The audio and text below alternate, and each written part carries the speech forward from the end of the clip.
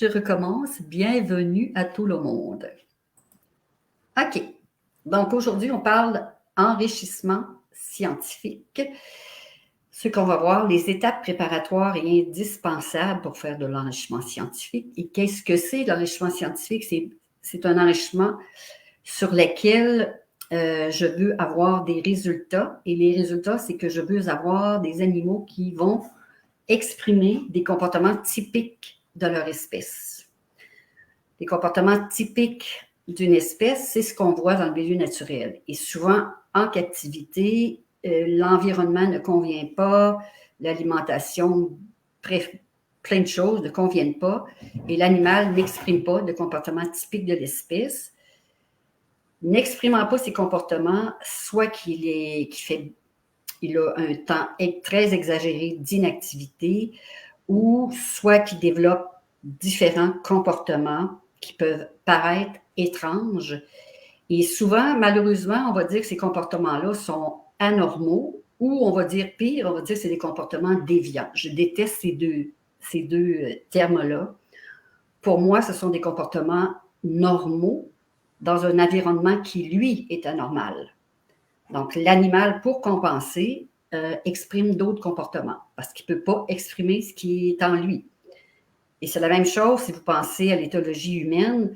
Chez les prisonniers, ce n'est pas pour rien que les prisonniers humains, on a établi des programmes d'études, ils peuvent étudier en prison, ils peuvent aussi avoir des programmes de sport.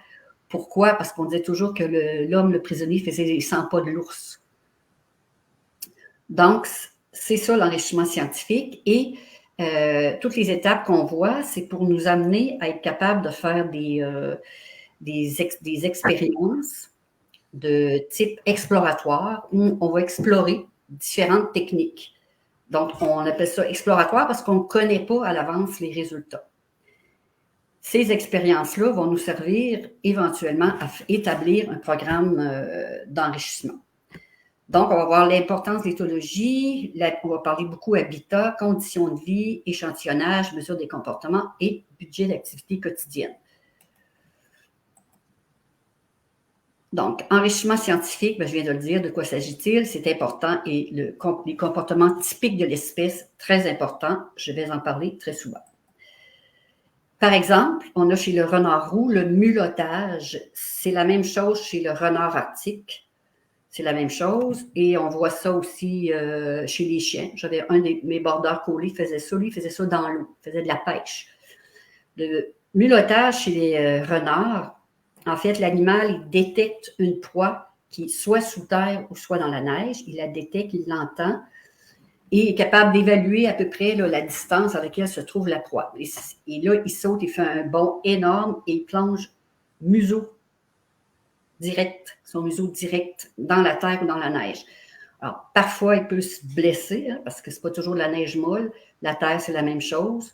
Parfois, il pile, il prend sa proie et parfois, ça lui prend quelques ajustements. Mais ça, c'est vraiment un comportement typique de l'espèce. Et ça, c'est quelque chose qui m'intéresse particulièrement et que je vais tester éventuellement.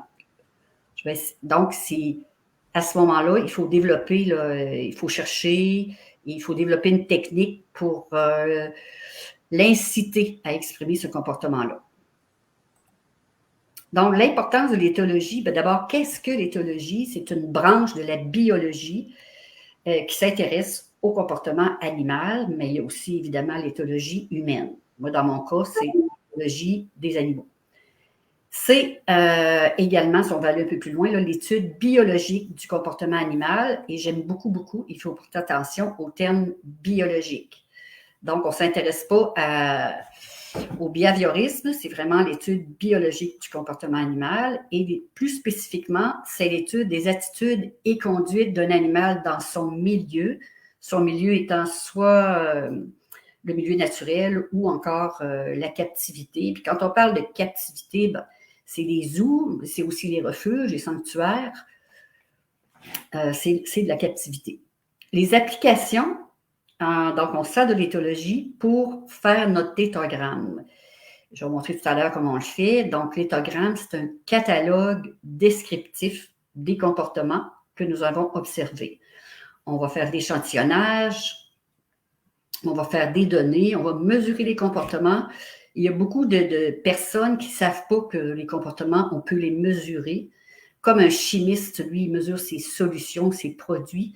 Nous, on peut mesurer des comportements et on arrive avec des données et on est capable de faire des représentations graphiques. On va faire une analyse de résultats, on va avoir nos statistiques et on va pouvoir faire une conclusion. Les étapes indispensables, donc j'ai choisi ça parce que ça nous montre beaucoup d'animaux, donc il y a beaucoup d'étapes, il y a beaucoup de choses à faire. La première des choses, c'est de faire une revue de littérature, en fait, pas une revue, mais plutôt une recherche en littérature. Qu'est-ce qui existe sur les animaux? Là, on prend pour acquis. Je parle comme si on s'en va dans un endroit, on a été mandaté pour faire un programme d'enrichissement. Alors ça peut prendre plusieurs semaines, même des mois.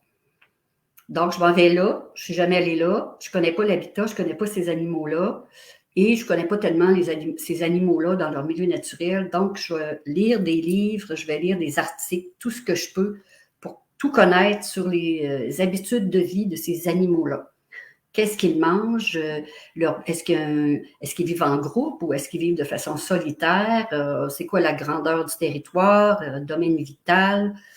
Les soins parentaux, est-ce qu'ils hibernent ou est-ce qu'ils hivernent? Bon, je veux tout savoir tous les détails sur ces animaux-là dans le milieu naturel. Pour ce qui est de la captivité, je vais essayer de chercher s'il y a eu des articles, s'il y a de publiés sur des expériences d'enrichissement. Alors, souvent, quand c'est des thèses, on les a, sont publiées. Les gens aiment bien publier leurs recherches. Donc, ça peut nous inspirer.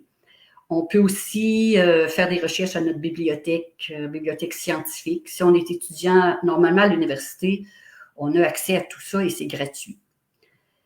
On peut aussi écrire à d'autres zoos qui ont ces animaux-là et leur demander si eux ont fait des techniques d'enrichissement, s'ils en ont expérimenté. Et moi, je peux dire qu'à chaque fois, puis je l'ai fait souvent, là, que j'ai écrit à des zoos, on m'a toujours répondu, même avec des plans de ce qu'ils avaient fait. C'est vraiment intéressant. Donc, ça, c'est la première étape. Après ça, on tombe aux étapes suivantes. Donc, étape suivante, ce qui est en majuscule, habitat, très important, et ce qui est en comportement, très important. Alors ça, c'est notre job, comportement, habitat. Ici, les conditions de vie et les antécédents, ça, c'est des questions qu'on va poser aux soigneurs animaliers. C'est eux qui connaissent les conditions de vie. Donc, dans les conditions de vie, ce que je veux savoir, c'est... Oups! Bon, petite chicane de chat. Je veux savoir l'horaire de ces animaux-là, c'est quoi? Est-ce qu'ils ont une sortie? Si, mettons, ils ont un habitat de nuit, à quelle heure ils sortent le matin? Est-ce qu'ils ont un repas le matin? Est-ce qu'ils ont 2 repas par jour ou 1? C'est quoi leur alimentation?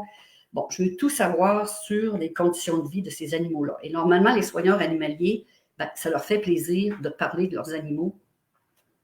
Donc, ils ont la charge.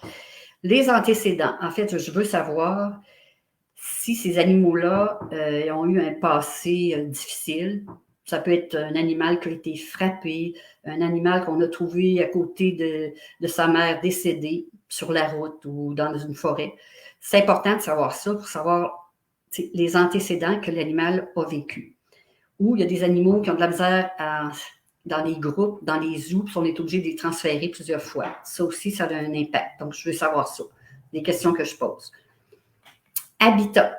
On va le voir tout à l'heure. Là, il faut vraiment, vraiment que j'observe. Là, quand je commence mes séances d'observation, là, il faut vraiment que j'observe mon habitat et je veux tout savoir sur mon habitat. Je vais vous expliquer en quoi ça consiste. Les comportements des animaux, à partir du premier jour où je fais les observations, je commence à prendre des notes. Tout ce que je note, c'est les comportements. Plus tard, je vais faire des catégories, mais au début, là, tout ce que je note, ce sont uniquement des comportements. Et là, ça se peut que si on n'a pas assez d'expérience, qu'un comportement, je ne sais pas, je cherche un exemple. Je peux dire, je ne sais pas moi, locomotion, je pourrais dire sauter, alors que ce n'est pas sauter, c'est plutôt grimper. Ce n'est pas un bon exemple, là, mais Ça se pourrait qu'en cours de route, je me dise, ah, finalement, c'était pas ça, c'est ça. Puis là, je vais regrouper tous les comportements ensemble plus tard. On va... Habitat. Il y a 3 types d'habitat. Là, je parle de captivité. Alors, il y a habitat de type naturel. Il y a habitat de type artificiel. Là, quand je dis artificiel, c'est vraiment la cage à barreaux où c'est l'enclos qui a juste des clôtures frost avec un sol plus ou moins adéquat. Des sols en béton ou en ciment, c'est vraiment pas bon pour les pattes des animaux. Ben, ça, c'est artificiel. Donc, naturel, c'est sûr que ça ne peut pas être 100% naturel parce que il faut que les animaux soient... Il faut qu'ils soient enfermés. Là. On n'a pas le choix, c'est de la captivité, on ne veut pas les perdre, on ne veut pas qu'ils... Bon. Donc, on n'a pas le choix. Mais l'intérieur de ça, est-ce que ça, mettons que j'ai un sunbear, un moonbear, eux, ils vivent en forêt dense, très, très dense. Donc, est-ce que j'ai été capable de reproduire ça en mettant beaucoup, beaucoup de végétation? Et beaucoup de trucs en bambou parce que les ours, les sunbears, les moonbears adorent ça. Aussi, dans le type naturel, je vais m'attendre à ce que je n'ai pas un habitat qui est rectangulaire ni carré. Pourquoi? Ça incite les animaux à des comportements stéréotypés. La marche, l'animal se frappe tout le temps dans un mur, c'est toujours la même chose, un mur, un mur, un mur.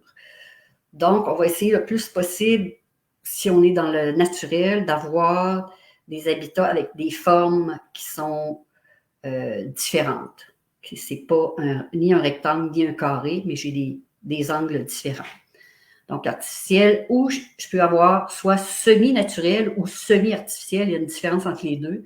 Semi-naturel, ben, je me rapproche plus du naturel. Semi-artificiel, je me rapproche plus de l'artificiel. Donc, je vais le décrire, cet habitat-là, dans mon rapport. Ça, bon, là, j'ai des exemples d'habitat. Ici, au Québec, on a des exigences concernant tout animal considéré comme dangereux. Par exemple, les ours, tous les grands félins, bon, les tigres, les lions, etc. Donc, on a 2 clôtures. Donc, on a une première clôture ici. Je ne sais pas si vous voyez ma souris. Là. OK. Celle-là est à 10 pieds de haut.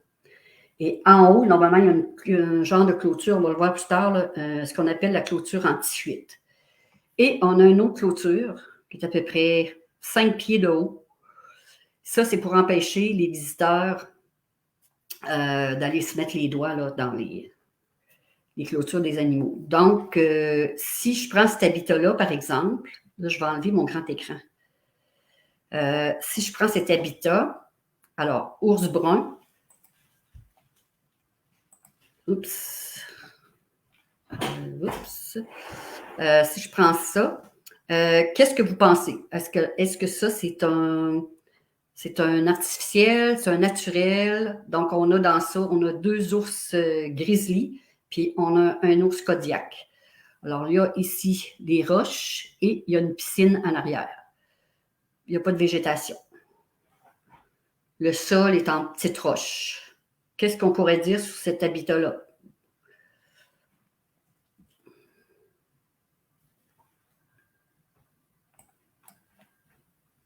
Pas d'idée. Je vais en prendre un autre. Ici, artificiel, oui. Aurore dit artificiel, oui. Assez artificiel. Ici, c'est un oiseau de proie. Regardez-moi ça. Ça, c'est son habitat. Alors, ici, en surface, là, c'est là où moi je me tiens. Là. Donc, c'est une vue qu'il a vers l'extérieur. Puis, c'est ça son habitat.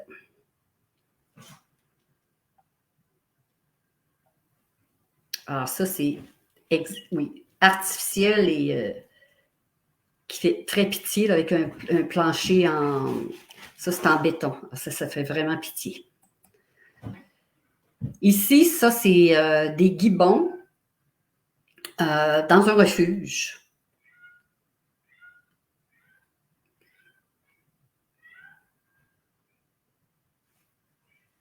Alors, ça aussi, c'est vraiment, ça fait pitié pour un refuge, premièrement.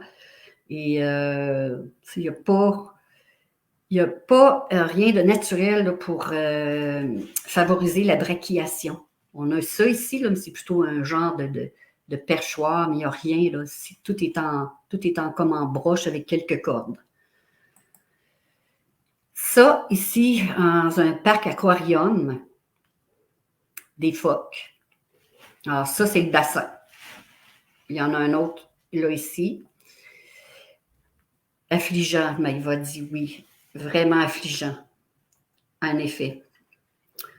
Alors, ça, c'est vraiment très petit. Il y a des gros risques de blessures, puis on fait sauter les phoques dans les cerceaux. Gros risque de blessures. Ça, lamentable. Je ne peux pas m'empêcher de dire à chaque fois que je la vois, ça vaut la peine. Ça, c'est une maman panda qui a été mise en cage pour accoucher dans un zoo très populaire en France. Je ne dirai pas le nom, mais ça fait vraiment, mais vraiment pitié. Avec des sons très échos. Pour mettre bas, là, franchement, ça fait vraiment pitié. Donc, ça, c'est très artificiel. La cage en barreau, il n'y a même pas de foin où on aurait pu mettre de la ripe, quelque chose. Il n'y a absolument rien. Mais ça, on sait qu'il y a des contrats avec la Chine. Là. Bon, je vais passer vite là-dessus. Ça ici, OK. Là, je vais quitter ça ici. OK. Celle-là, il y a quelque chose d'intéressant. Je ne sais pas si vous le voyez, là, si vous le percevez.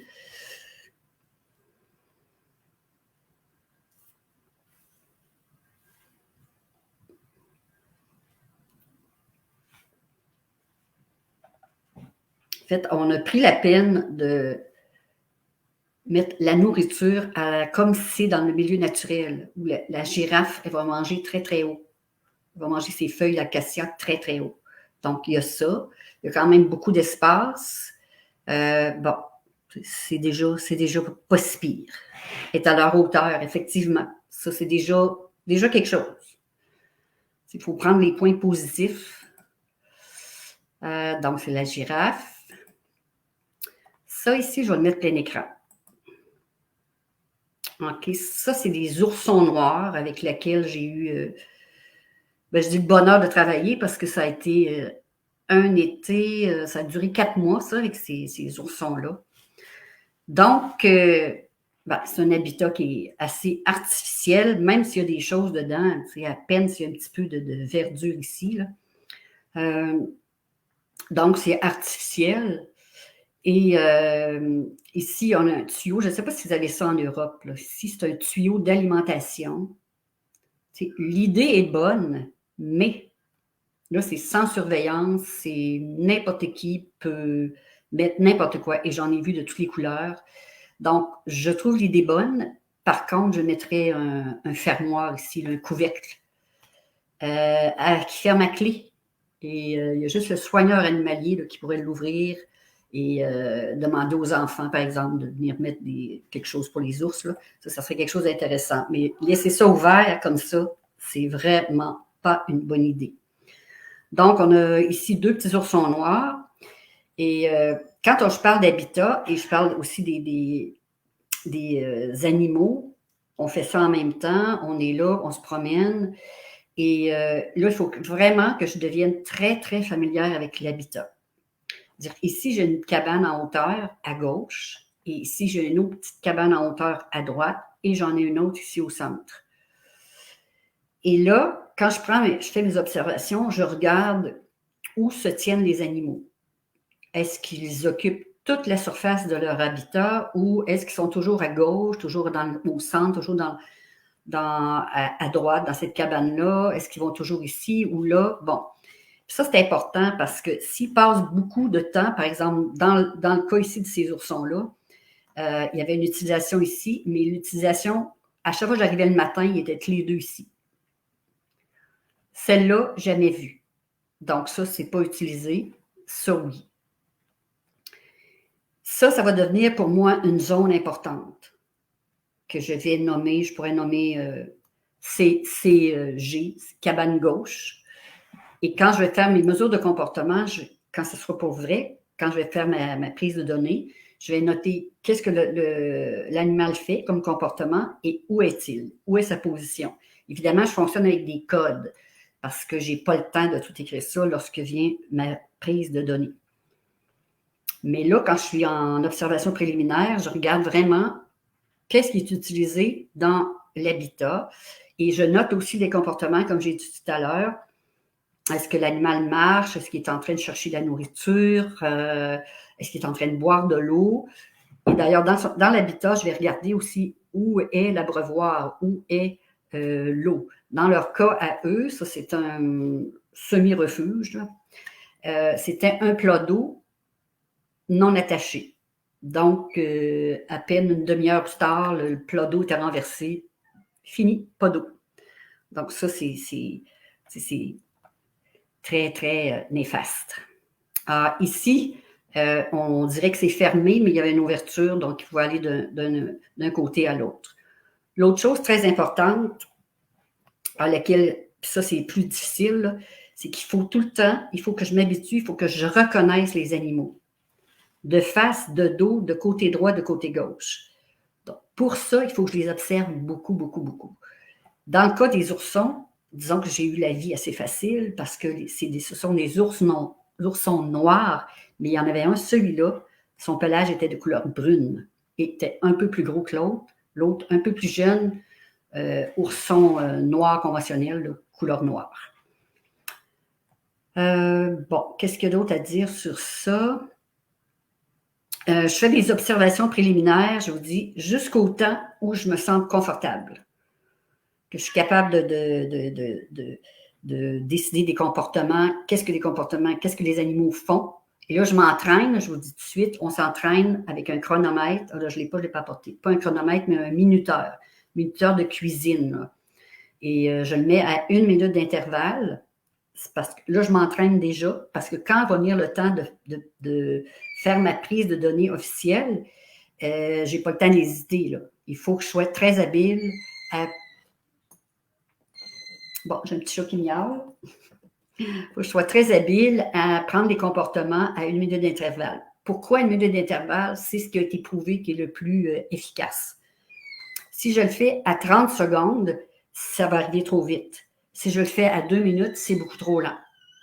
Ce que vous pouvez tester, mais vous allez voir que 1 minute, c'est parfait.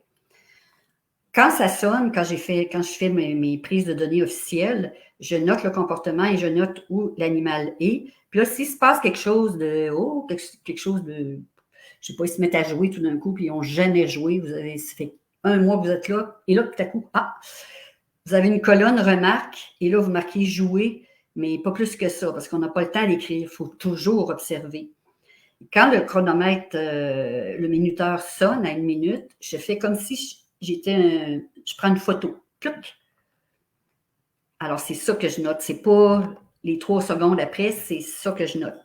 Parce qu'il faut que ça soit toujours comme ça si je veux que mes résultats ils soient justes. Sinon, je vais avoir des données qui ne seront pas fiables. Donc, il faut que je fasse toujours de la même façon. Donc, en observant les animaux, en observant les comportements, je commence aussi à m'entraîner à la prise de données. Et là, je vais séparer mon habitat en plusieurs zones. Donc, j'ai dit tout à l'heure, si cette cabane-là est utilisée, ben, je peux dire cabane gauche. Je pourrais dire souche. Ça, c'est à chacun de décider. En autant que ça soit clair pour vous et en autant que ce soit, autre petit détail très important, clair pour vos lecteurs. Ça, mon prof d'éthologie m'a dit ça à peu près 1000 fois. Est-ce que c'est clair pour ton lecteur? Est-ce que ton lecteur comprend ce que tu veux dire? Bon, je dis beaucoup de choses parce qu'il y a tellement à dire. Donc, maintenant, je vais vous parler d'une étude que mes stagiaires en éthologie ont fait sur des renards arctiques. Donc, 3 sujets, 2 frères qui venaient de un institut genre zoo, là, océanographique en Chine. Donc, c'est comme un zoo, mais un zoo intérieur qui fait grandement pitié avec un ours polaire intérieur qui... En tout cas, c'est très pénible. Donc, 2 chanceux qui ont pu échapper à ça, même si ce n'est pas idéal, là, il reste, c'est mieux qu'en Chine, et une petite femelle ici. Alors, ce groupe-là était 4 auparavant. Il y avait une autre petite femelle, et l'autre petite femelle, malheureusement, est décédée. Donc, méthode, comment ça s'est produit, c'est qu'au début, le projet, c'est qu'on avait 2 groupes de renards. Renards argentés, et 4 renards argentés et 4 renards arctiques. 2 femelles, 2 mâles, la même chose, 2 femelles, 2 mâles.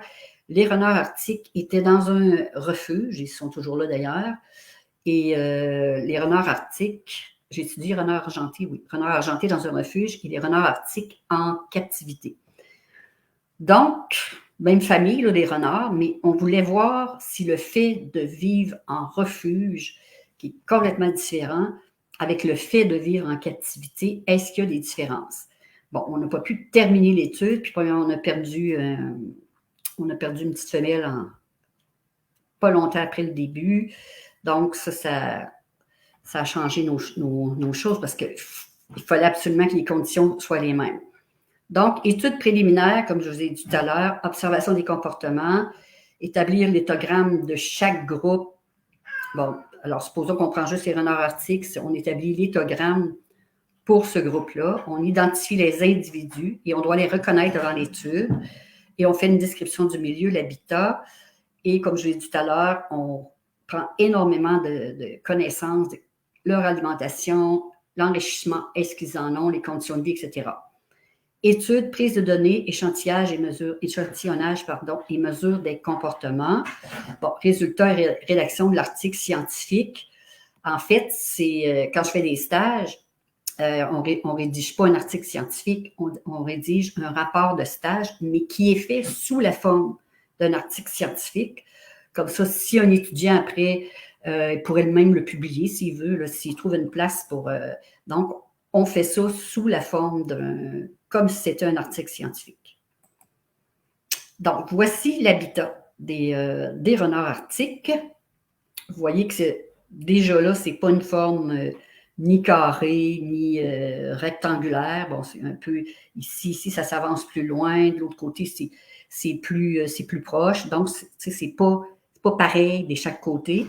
Et ici, en fait, la photo, elle a été prise au-dessus du bâtiment. Donc, les visiteurs, eux, ils passent ici, là, derrière cette vitre-là. Il y a 10 vitres comme ça. Ici, ce sont des clôtures frost qu'on aurait couvert de genre de copeaux de bois, si on veut. Et on voit ici la clôture anti-fuite. Anti-fuite parce qu'elle vient vers l'intérieur, donc les animaux ne peuvent pas se sauver. Donc, quand les stagiaires ont commencé, il y avait beaucoup, beaucoup de neige, donc on ne voyait pas là, les cabanes, on ne voyait rien de ça. Et là, on voit une petite boule ici qui est couchée, c'est un petit renard, on a un autre là. Donc ça, c'est l'habitat comme tel. Et moi, ce que je demande, c'est qu'on fasse un croquis de l'habitat. Pourquoi? Pour le lecteur. Très, très intéressant pour un lecteur d'avoir le croquis de l'habitat parce que parfois, c'est difficile d'avoir les photos. Ça dépend de l'habitat. Des fois, c'est compliqué. Si je mets juste une photo, on ne voit pas l'ensemble. Même au début, quand on prenait des photos, on les prenait à partir des vitres. Donc, à partir des vitres, il y a toujours de l'ombre, il y a toujours des faisceaux lumineux. C'est vraiment pas beau. Et là, vous allez voir le croquis qui a été fait. Vraiment, là, j'ai été assez contente de ce croquis-là. Donc, ça représente bien, vraiment bien, là, l'habitat des renards. Ici, ce qui manque, un bâtiment, là, j'aurais aimé qu'ils mettent, parce qu'il y avait 2 portes guillotines et il y avait la porte, un peu plus loin, là, la porte pour les soigneurs animaliers. Donc, les soigneurs animaliers, ils rentraient, la bâtisse, ça faisait un tour comme ça. Ils rentraient par l'arrière et ils pouvaient rentrer dans l'habitat des renards. Il y avait 2 portes guillotines. Puis, au début, ce n'était pas ce groupe de renards-là. Quand on a construit ça, on avait un couple de renards, un mâle et une femelle, et on s'était dit, on va faire un habitat de nuit et ils vont ouvrir les portes guillotines. La nuit, ils vont aller... Bon, ça n'a jamais fonctionné. Donc, ça a fini que, malheureusement, le bâtiment qui aurait pu être l'habitat de nuit est utilisé pour mettre de la nourriture, des trucs comme ça. Dommage parce que c'est très intéressant, là, soit dit en passant, d'avoir un habitat de nuit parce que ça me permet de bien nettoyer, pour le soigneur animalier, là, ça permet de bien nettoyer l'habitat et ça permet de préparer des enrichissements. Là, on peut vraiment cacher, Sinon, comment faire de l'enrichissement quand ils nous voient faire? C'est assez difficile. Donc, c'est dommage qu'ils ne puissent pas rentrer dans le bâtiment arrière. Donc, ici, ils ont mis une légende, bon, abri, souche de bois, terrier, fenêtre, lampadaire, puis eux ne se sont pas cassés la tête, là. Donc, gauche, G1, G2, G3, milieu, M1, M2 et à droite, D1, D2. Et des fois, ils servaient aussi des fenêtres, des zones de fenêtres. Vous voyez qu'ils ont fait les mesures, ils ont pris toutes les mesures de l'habitat. Ça, c'est quelque chose que je demande. Puis, c'est pas nécessaire d'aller plus loin que ça, parce qu'on n'est pas des graphistes. Puis, si on essaie de dessiner un arbre, là, ça prend toute la place. Donc, ils ont bien identifié une souche de bois, une petite cabane. Ils ont appelé ça des abris, là, puis c'est correct comme ça. Donc, leur rapport, ils l'ont appelé « Budget d'activité quotidienne de 3 renards arctiques vivant en captivité ». Ici, c'est l'éthogramme. Alors, on a les catégories de comportement. Quand je vous ai dit tout à l'heure, on note tous les comportements. On les note tous. À la fin, quand ça fait longtemps qu'on le fait, là, on regroupe. On regroupe et on met ça ensemble. Comme par exemple, si je prends ici locomotion, donc ça comprend l'animal marche, l'animal trottine, il court ou même il peut sauter d'un lieu à l'autre. Et l'animal est en mouvement. Alimentation. La quête alimentaire regroupe les comportements de recherche dans la neige, parce qu'il était dans la neige, qui se matérialisent par l'animal en creusant, reniflant, grattant, mangeant. Mais aussi des comportements qu'il réalise pour boire en léchant la neige, bon, etc. Le toilettage, ici, l'auto-toilettage, mais aussi des comportements tels que se frotter dans la neige ou haute surface et se gratter donc pour se toiletter, etc., etc. Donc, ça, c'est l'éthogramme qui est spécifique à ces renards-là. Ce n'est pas l'éthogramme des renards arctiques en captivité. C'est l'éthogramme de ces renards-là vivant dans ce lieu-là. Puis c'est une erreur, je sais que ça se fait en Europe, et c'est une erreur de travailler avec des éthogrammes déjà établis.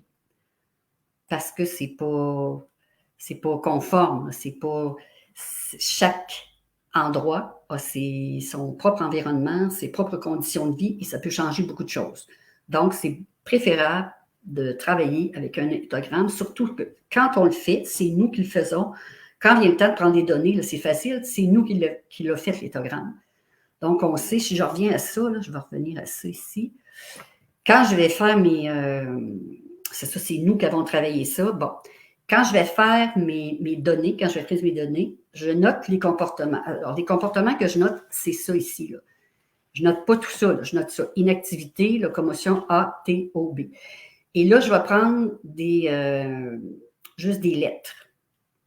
Inactivité, bon, ça va être I, locomotion L, ou vous prenez ce que vous voulez. L'important, c'est que vous compreniez et que vous me donniez dans votre rapport ce que vous allez prendre pour votre grille. Alors, la grille, vous allez l'établir et si vous avez décidé que inactivité, ben, c'était peut-être IN, ça soit IN, mais c'est IN tout le temps. Et les zones, comme vous avez vu, comme ce que les stagiaires ont fait, bon, M1, c'est pas compliqué, là, fait que quand le minuteur sonne, je note le comportement, donc IN, M1. Donc, il était inactif, il était dans la zone du milieu, la zone 1. Et s'il y a quelque chose qui se passe d'autre, je le fais. Là, il ne faut pas oublier qu'on a, quand je dis à 1 minute, qu'on a 3 renards à noter en même temps. Donc, je prends une photo, clic, j'ai mes 3 renards, et là, je mets les comportements des 3 renards et où ils se trouvent. Et ça va assez vite. Puis, il faut que j'aille ça dans mes mains, j'aille le minuteur, mon crayon, et je marque. Mais c'est très intéressant de faire. Alors, ce qu'on obtient à la fin, une fois que j'ai noté tout ça, que je fais des heures et des heures et des heures, donc quand je vous dis un stage, on fait, parce que je me suis pliée aux exigences en éthologie du Master 1 stage de 5 semaines. Donc, j'ai établi ça en 5 semaines. C'est beaucoup trop court, mais c'est ça le stage. Donc, on fait 20 heures d'observation, 30 heures de prise de données quand même. Ça fait quand même 50 heures. Après ça, il faut faire le rapport et tout ça. Donc, c'est pas beaucoup pour faire tout ça. Le rapport, il n'est pas, si vous allez le chercher, il est disponible. Il est sur le site Internet de Zoologistes sans frontières. Si vous regardez Renard, vous allez voir, il est dans le bas, il est disponible. C'est pas parfait. On ne pourrait pas le publier tel quel parce que, mais le temps, on manquait de temps. Si on avait une semaine de plus pour peaufiner le tout, puis des fois, il faut retourner voir les animaux, pour voir des choses. Donc, à la fin, ben, comme là, ici, on a chaque catégorie de comportements qui sont dans mon éthogramme. Et là, on a tout calculé ça, on a tout chose ça, c'est qu'on obtient des pourcentages. Donc, si je prends l'inactivité, ben, on voit que ça, là, dans une journée, c'est très, très, très important. Parce que c'est ce qui prime dans le cas du petit Yonam, le petit renard. Et nous, ici, on appelle ça, tout ce qui est stéréotypie, on appelle ça des comportements de cage. Donc, les Américains appellent ça la même chose aussi. Donc, cage, même s'il n'y a plus de barreaux, ce sont des comportements de cage parce que c'est ce qu'on voyait quand il y avait des cages. C'est l'ours qui se promène, puis bon. On voit la même chose, même s'il n'y a pas de barreaux. Pas partout, pas dans toutes les habitats, pas dans tous les territoires. Mais tout ce qui est stéréotypie, on met ça dans le comportement de cage. Donc ça, c'est le petit garçon. L'autre petit garçon, exactement à peu près la même chose, beaucoup, beaucoup d'inactivité. Et curieusement, très curieusement, très peu de comportement de cage. Comme vous pouvez voir, ça, c'est foncé. Je ne sais pas si vous le voyez, il y a une petite ligne ici. Eux, malgré leur inactivité importante, c'est comme si ils étaient conditionnés à leur vie. Leur vie pas le fun, leur vie plate. Parce que je vais juste vous dire leurs conditions. Là. Eux, il y avait un repas par jour et le repas, c'était à 3 heures l'après-midi. Donc, à partir de 2h30, là, ils commençaient à s'énerver. Là, ça commençait, là, ça commençait à avoir de l'activité. C'était l'activité de la journée. Alors, tu n'as pas mangé de la journée, puis là, tout à coup, tu as ton repas qui arrive à 3 heures. Et à 2h30, là, tout ce qu'il faisait, c'est guetter, surveiller pour voir arriver la voiture des... c'est comme un petit 4x4 là, à moteur. Donc, il attendait l'arrivée des soigneurs. Là, c'était vraiment enthousiaste total. Donc, la petite femelle, si on regarde comportement de cage, bon, quand même, elle n'a pas beaucoup non plus. Et elle, encore là, beaucoup d'inactivité. Locomotion, bon, alimentaire, toilettage, mordillage. Celui-là ici, c'est... je me demande si c'est pas lui plutôt. Je ne vois pas assez bien les couleurs. Là. C'est ça. Ça, c'est le jeu, je trouvais aussi, parce qu'elle elle a eu beaucoup de comportements stéréotypés. Donc, celui-là, c'est comportement de cage. C'est celui-là ici qui est quand même assez important. Puis, comportement de jeu, c'est celui-là, la base. Ben, je ne vois pas souvent. Donc, c'est ça. En gros, c'est ça. C'est sûr que j'ai expliqué ça tout vite. Ça se peut que vous ayez plein de questions, mais je n'ai pas regardé s'il y avait des commentaires. Je vais l'enlever, voir s'il y a des questions. Quitter le mode plein écran. Comme ça. Oui, c'est ça. C'est sûr que c'est long, là. Oui, c'est sûr. Le chronométrage. Vous chronométriez toutes les minutes. Vous notiez ce qui se passait pendant une minute. Non. OK. Ou alors, vous notiez au bout de chaque minute au moment de la photo. Oui, c'est exactement ça. Alors, Laurie, je ne sais pas si c'est encore là. Bonne soirée, peut-être partie. Mais je répondrai dans les commentaires. J'expliquerai parce que c'est exactement ça. Là. Je notais, lorsque je prenais la photo, le screenshot, là, c'est là qu'on note. Et là, on attend 1 minute parce que là, il y a quand même le temps de noter les 3 renards, par exemple, dans ce cas-là. Il y aurait pu être 4 aussi. Et de noter s'il y a d'autres choses. Il y a souvent, moi, ma colonne remarque, là, il y avait, Laurie est toujours là. Il y avait toujours plein de petits trucs là, à voir parce qu'on a toujours avec nous un petit carnet de notes aussi. Là.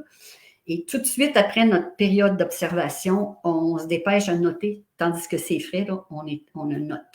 Donc, toutes les minutes, vous notiez ce qui se passait pendant 1 minute ou alors vous notiez donc. C'est au bout de vraiment, à chaque minute, ça sonne, là, clic, je note.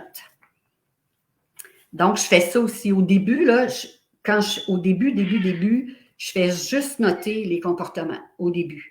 Je fais juste noter ça. Puis quand je deviens familière avec les animaux, parce que là, quand ça va commencer, ce n'est pas le temps de me demander, bon, est-ce que c'est le mâle, est-ce que c'est la femelle? Là, c'est sûr qu'avec les renards arctiques, c'était une grosse tâche que juste les reconnaître, là, c'était vraiment quelque chose, mais il avait réussi à trouver des façons de les reconnaître dans leur démarche, etc. Et avant de faire notre prise de données, on s'entraîne avec le minuteur.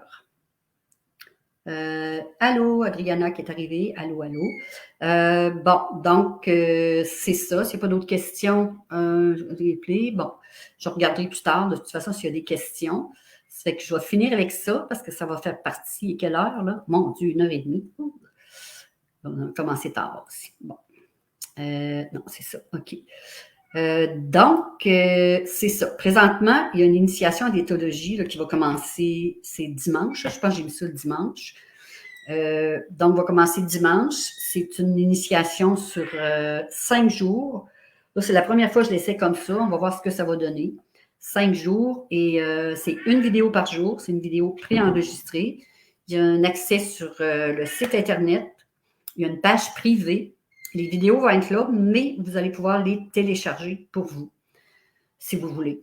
Il va y avoir aussi des documents PDF. Donc, il y a 5 vidéos, plus une vidéo que j'ai ajoutée, là, une vidéo, je montre comment faire une matrice de comportement. Ça peut être intéressant pour une présentation ou présentation orale ou sur écran. Donc, c'est ça qui est écrit là-dedans. Qu'est-ce que j'ai d'autre ici? Bon, alors c'est ça. Donc, je me suis ici en gros. Donc, c'est du 1er au 5 octobre. Donc, une page privée telle que j'ai dit. Ça, c'est le site de formation en ligne. Il va y avoir des documents PDF. Les 5 vidéos, mais ça va être une par jour. Plus espace questions. Donc, s'il y a des questions sur une vidéo, ça, vous m'envoyez ça par courriel. Et si c'est pertinent pour tout le monde, ben, je le mets sur le site et je réponds. Donc, 5 vidéos de formation, c'est préenregistré. Et bonus, ben, c'est comme je vous ai dit, la vidéo matrice de comportement. J'en ai mis un autre, c'est une rencontre de groupe. Et ça, ce sera des échanges. On va parler du carnet de zoologie là, qui circule depuis un bout de temps, puis j'ai mis dans les courriels, tout ça. Donc, on va parler de ça. Ce carnet-là, il est toujours disponible. Vous pouvez l'avoir. C'est gratuit. Et ça parle de 5 réalités. En fait, il y en a plus que 5, mais j'en ai mis 5 dans le carnet. 5 réalités méconnues que vivent les animaux sauvages et les effets sur leur comportement, sur leur développement, sur leur vie, les conditions de vie en général. Alors, je vous donne un exemple. Si on parle de la relation prédateur-proie, alors, supposons que je parle d'un oiseau, d'un aigle, puis garde à tête blanche, là, comme on est ici au Québec, et je le mets en captivité. C'est affreux ce que je fais à cet animal-là. Premièrement, il ne peut pas voler. Hein, on s'organise pour pas qu'il puisse voler. Et il n'y a plus de vie, cet animal-là. Là. Il n'y a rien qui ressemble à son milieu naturel. C'est petit, il ne peut pas voler, puis il ne peut pas chasser. Chasser dans la vie de l'aigle, c'est sa vie, c'est toute sa vie. Il faut qu'il développe, probablement les aigles vivent en hauteur, donc on n'a pas ça. Même qu'on ferait une petite cabane, ça n'a rien à voir avec le milieu naturel. Il faut qu'il aille chercher, qu'on la chasse, aille chercher une proie et ensuite de capturer la proie, de la ramener.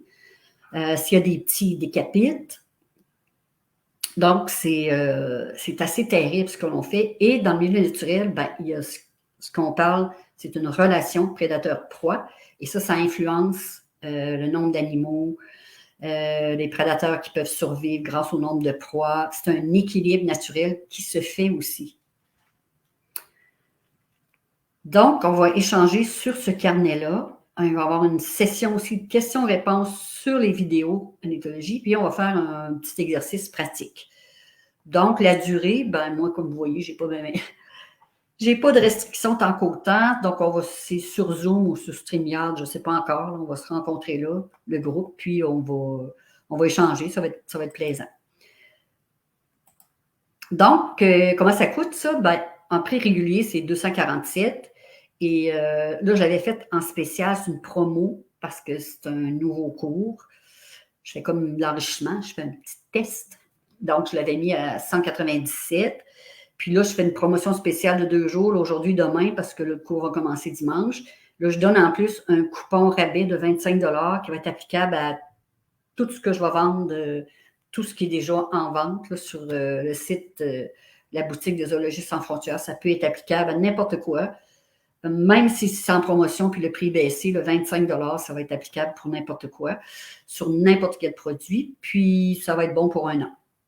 Ça fait que je donne ça. Fait que je pense que c'était ma dernière page. Ouais, c'est ça. Donc, c'est ma dernière page. Alors, je ne sais pas combien de temps que ça a pris, mais c'était assez long. Alors, quitte le mode plein écran. Bon, ben voilà. Alors, c'est ce qui termine notre présentation. Puis, on a un autre demain. Oups! L'autre demain, j'espère que ça va bien fonctionner. En fait, le problème, c'était mes 2 pages là, que j'avais ouvertes sur StreamYard. Donc, gênez-vous pas si vous avez des questions. J'en ai dit beaucoup, peut-être trop. Alors, c'est ça. Donc, ceux qui écoutent en replay, ben, si vous avez des questions, je vais me faire un plaisir d'y répondre. Ben, merci, Adriana.